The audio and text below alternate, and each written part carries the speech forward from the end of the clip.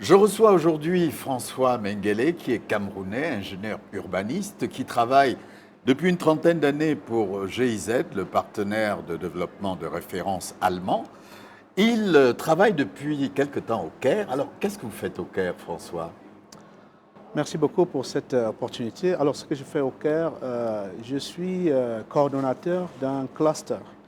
C'est-à-dire que c'est un regroupement de 5 grands programmes qui font la restructuration urbaine, le développement urbain, qui font l'adaptation au changement climatique, qui fait également la gestion des déchets et puis l'énergie, les énergies renouvelables. Voilà. Donc voilà. Toutes ces questions ont été discutées ici à Kisumu, où nous sommes pour la 9e édition de Africité. Alors, quelles sont les leçons que vous, personnellement, vous avez pu tirer de ce sommet de Kisumu? Alors la première leçon que je tire, je dois d'abord rendre hommage aux organisateurs et surtout au secrétaire général de CGLU Afrique et au gouverneur de Kisumu.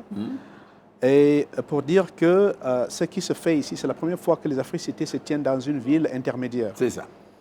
Les villes intermédiaires ont un rôle extrêmement important dans la posture du développement africain aujourd'hui parce que l'urbanisation est galopante et il faut davantage trouver les pistes pour que les populations puissent trouver des moyens de se fixer sur le territoire autre que les grands centres urbains. C'est ça. Le développement de l'Afrique dans le futur va se déployer dans des centres d'envergure intermédiaire. Ouais. Et ce que je tire comme première leçon ici, c'est que non seulement cette symbolique d'avoir tenu les premières Africités dans une ville intermédiaire, mais aussi l'occasion que ça a donné à tous les acteurs de l'ensemble des pays représentés d'échanger, parce que c'est vraiment, l'Africité, c'est une messe, une grande messe du donner et du recevoir. C'est ça. Et je crois que le maître mot qui est sorti de ce sommet, c'est le réseautage, la mise en réseau des acteurs, la connectivité. C'est ça. Parce que pour s'attaquer aux problèmes que l'Afrique connaît aujourd'hui, qui sont multiples, il faut partager. La connaissance est la meilleure chose qu'on peut partager pour atteindre les résultats escomptés. Très bien. Alors, GIZ s'occupe beaucoup des villes intermédiaires, il me semble. Qu'est-ce que vous faites, notamment dans les villes intermédiaires, concrètement? Si je reprends par exemple le cas de l'Égypte où je travaille, après plusieurs années où on a travaillé dans la métropole du Caire, la grande métropole du Caire, nous nous sommes déployés maintenant en appui à nos partenaires dans le gouvernorat d'Alexandrie, dans le gouvernorat de Behéra, dans le gouvernement d'Assiout. Tout ça fait référence à 2 zones géographiques de l'Égypte, une zone très aride et chaude et une zone côtière. Alors ce que nous faisons d'abord la construction et la réhabilitation des infrastructures dans ces villes, les centres urbains de ces capitales régionales. Nous faisons aussi la planification locale à l'échelle de quartier et de la ville. Une planification participative, parce que nous sommes convaincus que c'est lorsqu'on associe tous les acteurs qu'on construit dans la durée quelque chose de durable. Ce que nous faisons également, c'est nous travaillons avec des migrants et des réfugiés. Parce que aujourd'hui, le maître mot de tous les projets de développement, vous savez, c'est la notion de leave no one behind, de ne laisser personne en arrière, de promouvoir l'inclusivité. Donc, ce que nous faisons, nous avons des actions qui ciblent les besoins des migrants, les besoins des réfugiés. Et en même temps, ce qui est important, c'est la première opération urbaine qui commence à s'attaquer à des questions économiques. Donc, ce que nous faisons, c'est la promotion de l'emploi. Nous formons des jeunes à différents métiers et surtout des métiers verts, comme on dit. Tout à fait.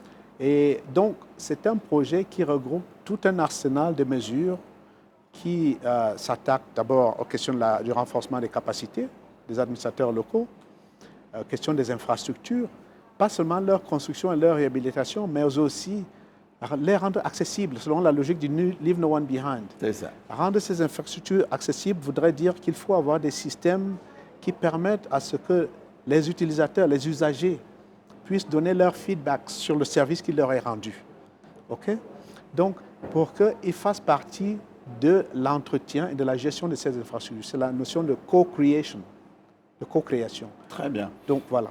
Merci infiniment. Alors, le Caire va abriter la prochaine édition d'Africité.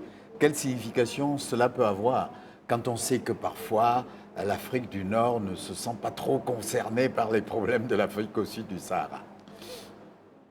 Bon, disons que ce que je vis personnellement au fil des dernières années, c'est un intérêt grandissant de nos partenaires, un intérêt à la mutualisation des pratiques avec les pays d'Afrique subsaharienne.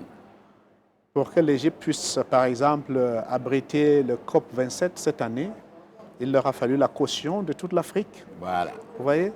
Donc, pour que l'Égypte puisse avoir le Forum mondial urbain qui va se tenir dans 2 ans, il a fallu aussi la caution.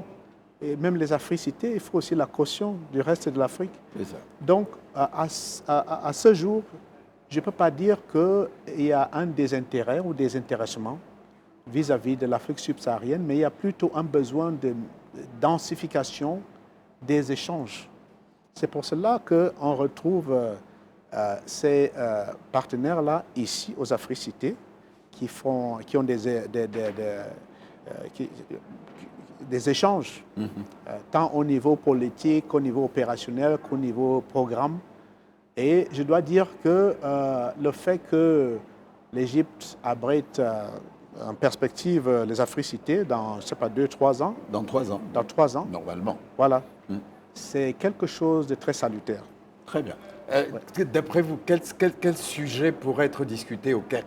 Quels sont 2 ou 3 sujets vraiment très importants pour le développement local qu'on pourrait aborder?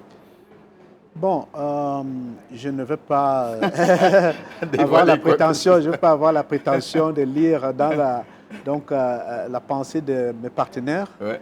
Mais je peux vous dire une chose, c'est que l'Égypte, c'est un pays extrêmement vaste et qui a 100 millions d'habitants. Et ces 100 millions d'habitants se retrouvent concentrés sur seulement 6,8% du territoire. Dans le long du Nil. Oui, il n'y a que 105 millions d'habitants sur 6,8% du territoire. Alors, vous voyez, et la grande métropole du Caire et celle d'Alexandrie ont été les pôles jusqu'ici de captation de cette dynamique démographique. Mais dans le futur, je crois que ce que nous observons, c'est que nos partenaires égyptiens sont davantage, vont davantage vers le sens du maillage de tout le territoire égyptien, de la création de nouvelles villes.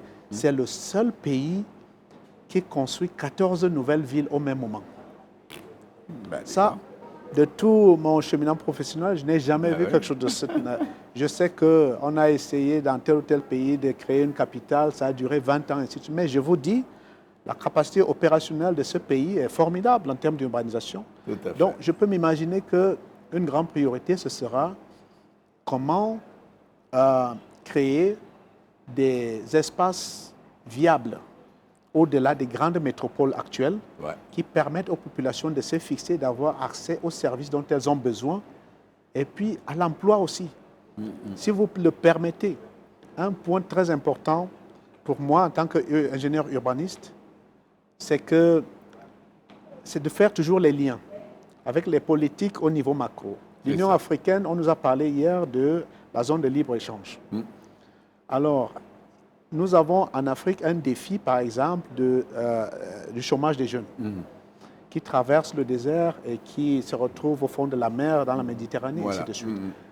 Je pense que le modèle de développement urbain que nous devons promouvoir en Afrique désormais doit prendre en compte sérieusement la question des villes intermédiaires. Tout à fait.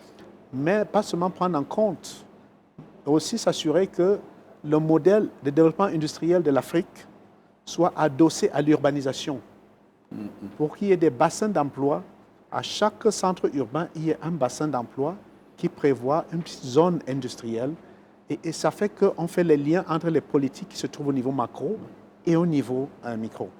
Donc, voilà un peu ce que je voudrais partager. Mais Bien. comme je disais, voilà. Merci infiniment, François Mengele, de nous avoir accordé cet entretien. Nous espérons pouvoir vous retrouver au Caire dans 3 ans pour d'autres échanges. Donc voilà, c'était donc François Mengele, qui est ingénieur urbaniste. Il est camerounais, il travaille depuis une trentaine d'années pour GIZ et il est au Caire. Merci infiniment. Je vous en prie, à bientôt au Caire, Inch'Allah, comme disent nos Inch'Allah. partenaires. Merci beaucoup. OK.